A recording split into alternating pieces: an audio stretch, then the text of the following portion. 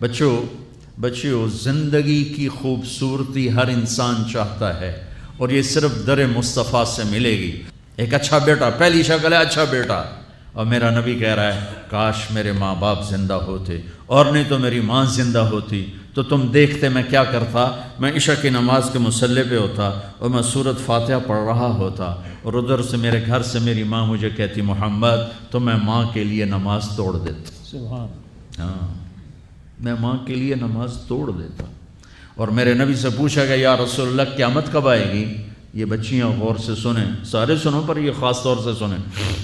آپ نے کہا اللہ کو پتہ ہے، کہ یا رسول اللہ کوئی نشانی بتا دیں۔ تو آپ نے کہا جب بیٹیاں بھی ماؤں کو ذلیل کریں گی تو قیامت آئے گی۔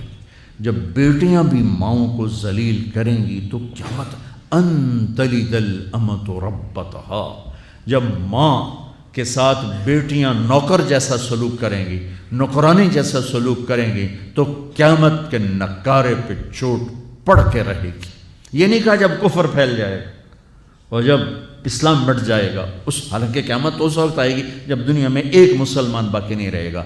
یہ واقعہ کی سنگینی کو بتانے کے لیے فرمایا جب ماؤں کو ذلیل کیا جائے گا قیامت آ جائے گی۔ میرے نبی نے فرمایا عمر تیرے دور میں ایک شخص آئے گا اویس، اس کا قبیلہ ہوگا مراد، آگے سب کاسٹ ہوگی قرن، اویس بن عامر، اسے دعا کروانا، وہ کالے رنگ کا ہوگا، چھوٹے قد کا ہوگا، اور اس سے دعا کروانا، دعا تو بھی کروانا، علی تو بھی کروانا، علی اور عمر اویس ان کے لیے دعا کریں۔ انہوں نے پوچھا کیوں؟ کہ اس نے ماں کی خدمت کر کے اللہ کو اتنا راضی کر دیا ہے، جب وہ ہاتھ اٹھاتا اللہ خالی نہیں لوٹاتا۔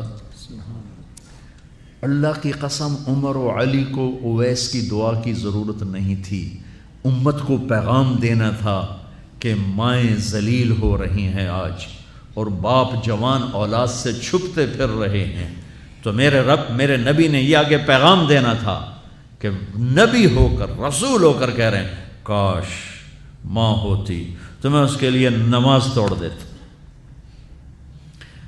آپ کو 8 عورتوں نے دودھ پلایا والدہ سمیت، ان میں ایک ایمن بھی ہیں، آپ کے والد کی باندی۔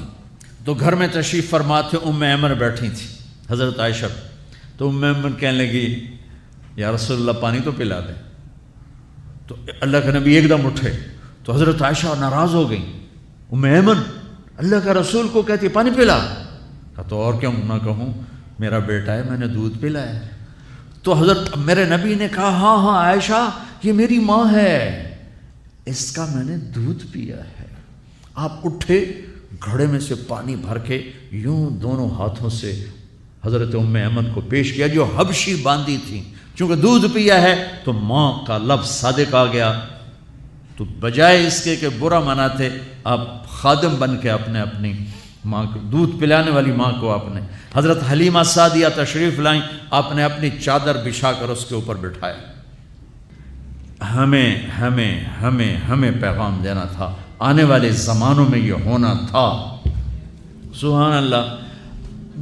امام ابو حنیفہ کا نام تو سب کو معلوم ہے نا، ایک اور عالم بتاتا ہوں، عبد الرحمن بن ابی لیلہ، ان میں علمی کھٹ پٹ تھی بہت زیادہ، آپس میں بنتی نہیں تھی۔